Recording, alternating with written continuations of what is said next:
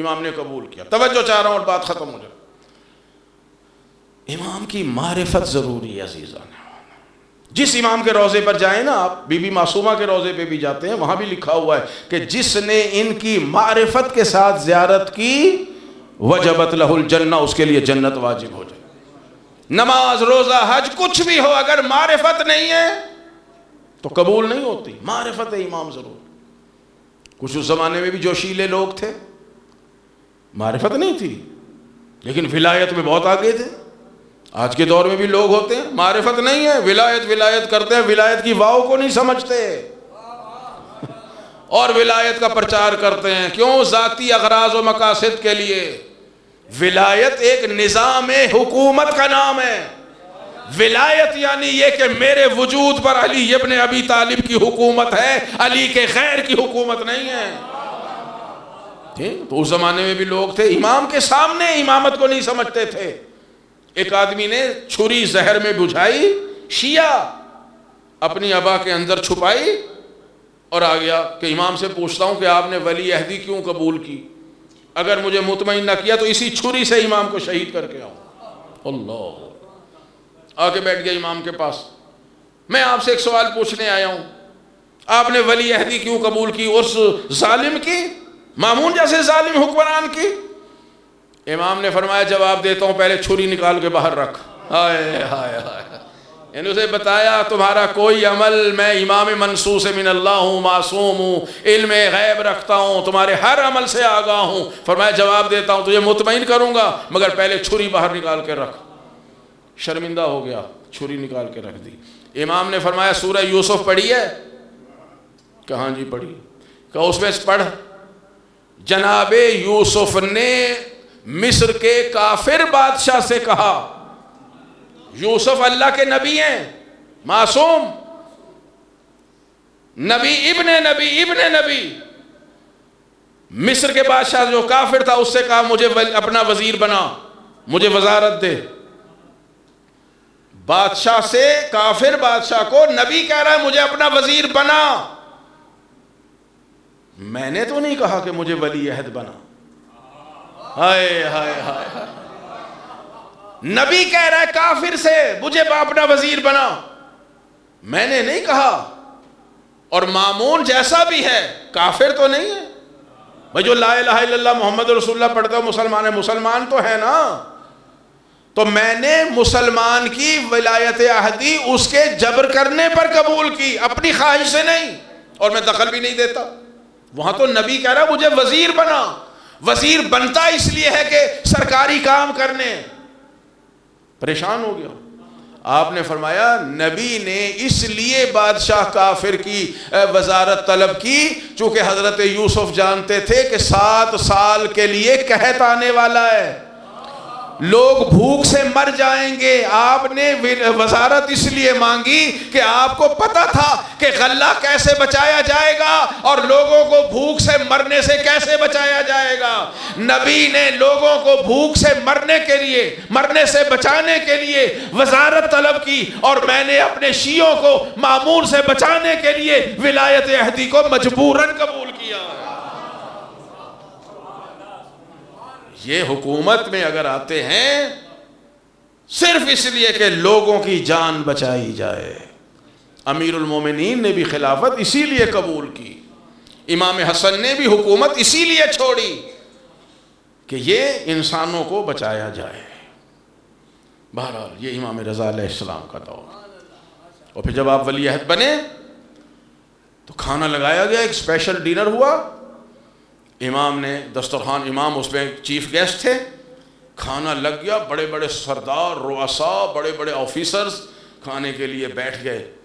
مامون نے کہا کہ فرزند رسول ہاتھ بڑھائیے, آپ بسم اللہ کریں گے تو پھر باقی لوگ کھانا کھائیں گے.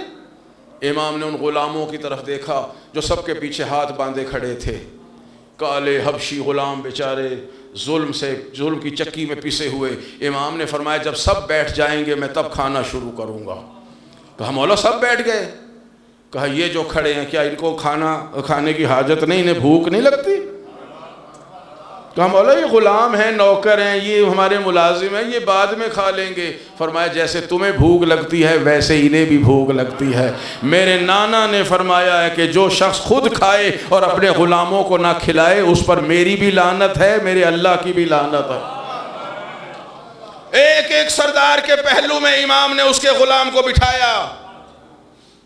سردار اور غلام کو جب برابر بٹھایا، اب مجھے بتائیے وہ متعصبانہ ماحول، تعلیمات پیغمبر سے دور ہوا ماحول، وہ سردار کب برداشت کرتے تھے کہ غلام ہمارے ساتھ برابر بیٹھ کے کھانا کھائے؟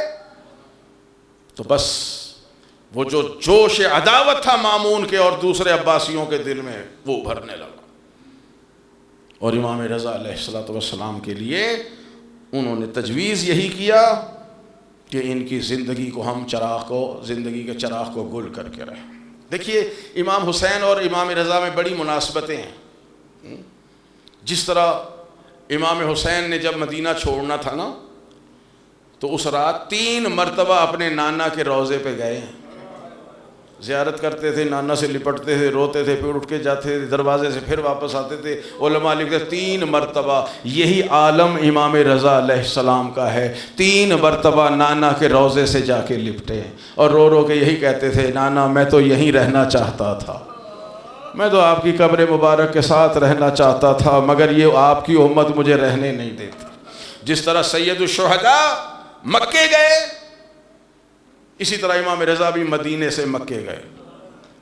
غلام کہتا ہے کہ امام تقی علیہ السلام 5.5 یا 6 سال کا سن تھا، یا شاید اس سے بھی کم، یہ بھی ساتھ تھے۔ آپ نے وہاں عمرہ انجام دیا اور عمرہ انجام دینے کے بعد اپنے غلام سے فرمایا کہ محمد تقی کو واپس مدینے لے جاؤ اور میں خراسان کی طرف جا رہا ہوں۔ امام تقی بابا سے رخصت ہوئے، 4 قدم پہ جا کے امام تقی مکے کی گرم زمین پر بیٹھ گئے اور گرم مٹی اٹھا کے اپنے سر مبارک میں ڈال رہے ہیں اور زاروں قطار رو رہے ہیں۔ امام رضا جلدی سے گئے، اپنے بیٹے کو اٹھا کے سینے سے لگایا، منہ چوم کے فرمایا فرزند ارجمند یہ کیا کر رہے ہو؟ کہا بابا اب مجھے لگ رہا ہے کہ آج کے بعد آپ کی زیارت نصیب نہ ہوگی۔ جزاکم ربکم، بس 2 جملے سنیے۔ امام خراسان پہنچ گئے، مختصر کر دیا میں نے۔ خراسان میں مامون کے دربار میں بیٹھے ہوئے ہیں، سجا ہوا ہے، وزیر وزراء سب بیٹھے ہوئے ہیں۔ ایک غلام نے آ کے کہا فرزند رسول دیبل آیا ہے۔ دیبل شاعر تھا۔ امام نے فرمایا ہاں بلاؤ، دیبل ہمارا مداح شاعر ہے۔ جناب دیبل آئے، امام نے فرمایا دیبل کچھ سناؤ۔ دیبل نے کچھ سنانا شروع کیا، چند شعر جس کا ترجمہ یہ بنتا ہے کہ وہ گھر جس میں قرآن کی آیتیں اترا کرتی تھی آج وہ گھر ویران پڑا ہے، وہ دروازہ جس پر مانگنے والوں کی قطاریں لگی رہتی تھی آج دینے والا سخی وطن سے دور ہے، وہ خالی ہاتھ آپ کے انتظار میں کھڑے ہیں۔ شعر پڑھتا گیا، جب اس شعر پر پہنچا، توجہ طلب شعر ہے یہ، وہ شعر ہے جس نے امام رضا کو تڑپا کے رکھ دیا اور امام رضا چیخیں مار مار کے رونے لگے۔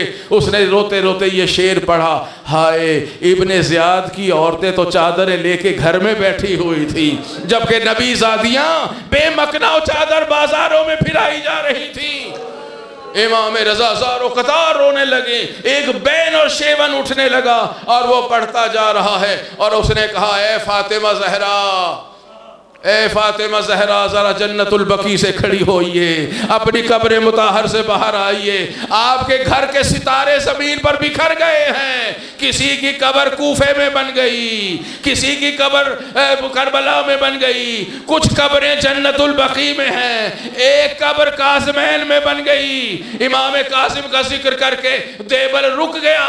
امام نے فرمایا دیبل ایک مصرے کا اور اضافہ کر لے، وَقَبْرٌ بِتُوسٍ یا لہا من مصیبت ہی، ایک قبر توس میں بھی ہے، ہائے اس کی مصیبت تو سب سے الگ ہے۔ ایک قبر توس میں ہے، مشہد میں، اس کی مصیبت تو سب سے الگ ہے۔ دیبل رک گیا، مولا یہ کس کی قبر ہے؟ میں تو توس میں آل محمد کی کسی قبر کو نہیں جانتا۔ امام نے فرمایا وہ قبر ابھی بنی نہیں، مگر چند دنوں کے بعد وہ مجھ غریب کی قبر بن جائے گی۔ عزادارو امام رضا کا مشہور لقب ہے، آپ بھی زیارت میں پڑھتے ہیں، السلام علیکہ یا غریب الغرباء۔ غریب یعنی پردیسی، غریب یعنی مسافر۔ امام کو غریب الغرباء کیوں کہتے ہیں؟ مولا بھی پردیسی ہیں، کربلا والے بھی پردیسی ہیں، قاسمین والے بھی پردیسی ہیں، سامرا والے بھی پردیسی ہیں، مگر امام رضا کو کیوں کہتے ہیں غریب الغربا؟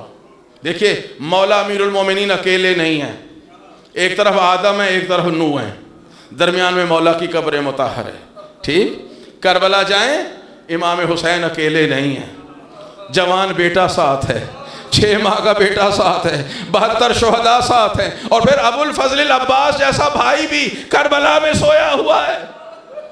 امام کاظم اکیلے نہیں ہیں، امام تقی جواد ان کے ساتھ ہے۔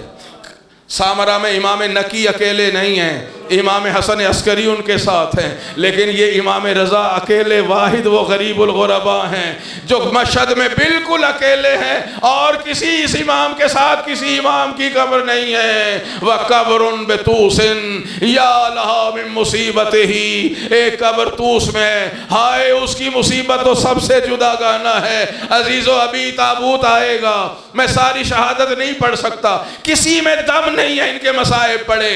انگور کھلائے گئے، مامون نے کہا فرزند رسول آپ جانا چاہتے تھے نا مدینے، آپ کو بچے یاد آ رہے ہیں، میں نے اہتمام کیا، آپ تشریف لے جائیں۔ صبح چند انگور کھلائے، امام نے کہا میں رات کو انگور نہیں کھاتا، کہا یہ بہت اچھے انگور ہیں، امام نے کہا جنت کے انگور میرے لیے اس سے زیادہ اچھے آتے ہیں، کہا آپ کھائیے، کہا نہیں کھاؤں گا، کہا آپ ہمیں تہمت لگا رہے ہیں کہ ہم زہر دے دیں گے، امام نے کہا میں نہیں کہہ رہا تو کہہ رہا ہے، کہا کھانے پڑیں گے۔